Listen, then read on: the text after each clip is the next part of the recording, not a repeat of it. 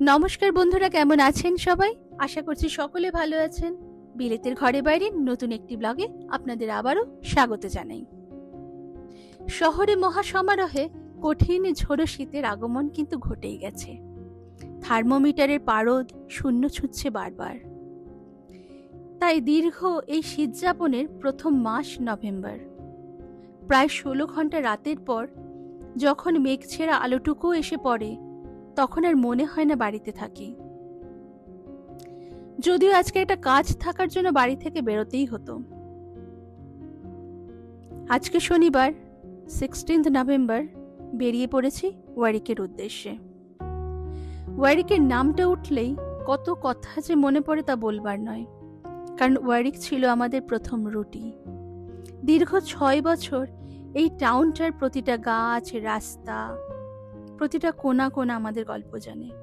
তা হোক না সেটা লড়াইয়ের, স্বপ্ন দেখার, স্বপ্ন পূরণের, অথবা স্বপ্ন ভাঙার। আমার মেয়ের শৈশব কেটেছে এখানে, আমার প্রথম চাকরি, আরো কত কিছু। এবার একটু বর্ণনা দিয়ে নিই টাউনটা সম্পর্কে। ওয়ারিক টাউনটা রিভার অ্যাভনের ধারে অবস্থিত। এটি মধ্যযুগীয় টাউনও বটে। টাউনটির বয়স প্রায় 1100 বছরেরও বেশি। এখানে এখনও বেশ কিছু আন্ডারগ্রাউন্ড পাব আছে, যেটার বয়স 500 বছরেরও বেশি। আর আছে একটি ক্যাসেল, খুব সুন্দর সেন্ট নিকোলস পার্ক, রেসকোর্স ইত্যাদি। ইংল্যান্ডের প্রায় প্রতিটা স্মল মিডিয়াম টাউনেই প্রত্যেকটা শনিবার হাট বসে। আমাদের কাজ সেরে আসতে একটু দেরি হয়ে গেছিল বলে প্রায় সবটাই উঠে গেছে। সাধারণত গ্রাম থেকে মানুষরা তাদের হস্তশিল্পের সম্ভার বা কৃষকরা তাদের ফার্মের সবজি, মাংস, মাছ, ডিম অথবা হাতে তৈরি কেক, প্যাস্ট্রি বিক্রি করে। আর বসে বিভিন্ন দেশের খাবারের মেলা।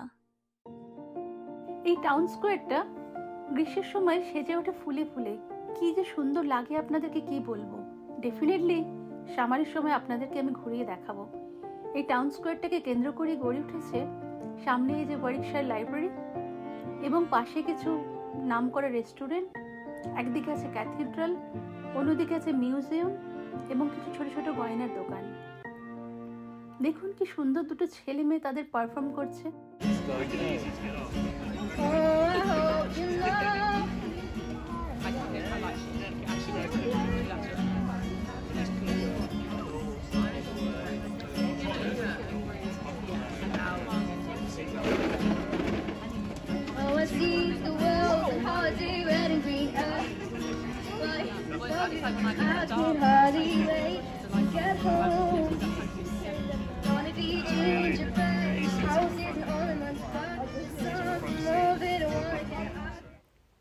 কে বলতে পারে আজকে যারা স্ট্রিট পারফর্মার, কালকে এদের থেকে কেউ উঠে আসবে এড শেরিন কিংবা মাইকেল জ্যাকসন। বেশিরভাগ দোকানে উঠে যাওয়াতে বেশি কিছু পাইনি আজকে, তাই গেলাম মিডল ইস্টের একটি খাবার দোকানে।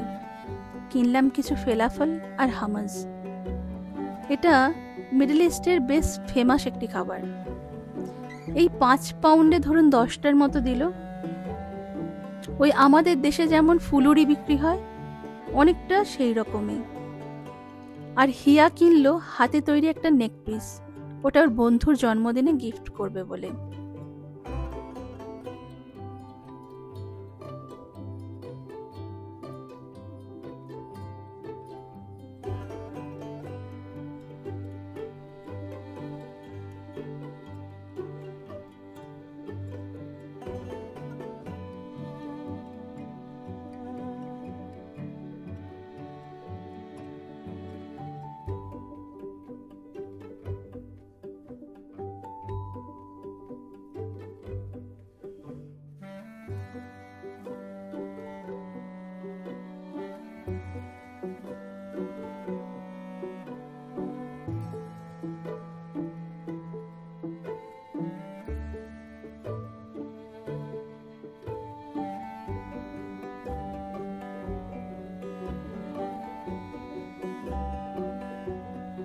এই যে দেখছেন, এটা এখানকার মার্কেট হল মিউজিয়াম।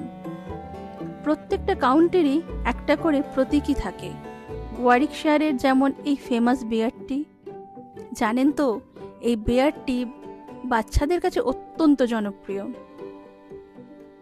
আরেকটা কারণও আছে এখানে আসার, এটা একটা মিউজিয়ামই শুধু নয়, এটা ছিল আমার প্রথম কর্মস্থল।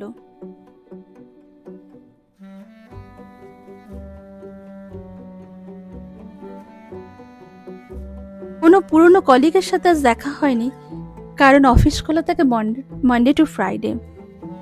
আজ শনিবার, তাই নিচের ক্যাফেটেরিয়াটা খোলা আছে আর ভিজিটার্সদের জন্য খোলা আছে মিউজিয়ামটা। সময়ের অভাবে ওয়ারিক ক্যাথিড্রাল, কাশেল, রেস কোর্স এগুলো দেখাতে পারলাম না। ওয়ারিককে নিয়েই সামারে একটা ব্লগ করব, কারণ জানেন তো এই ছোট্ট শহরটা ফুলে ফুলে সেজে ওঠে এপ্রিলের শুরু থেকেই।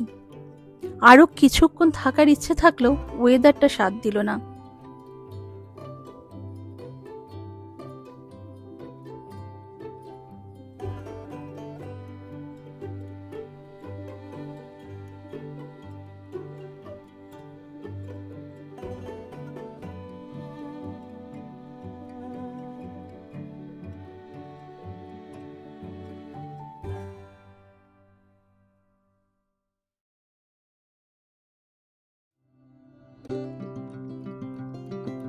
দেখুন, দুপুর 3টেয় কেমন ঝুপ করে অন্ধকার নেমে গেল, আর সাথে শুরু হয়ে গেল প্রবল হাওয়া আর বৃষ্টি।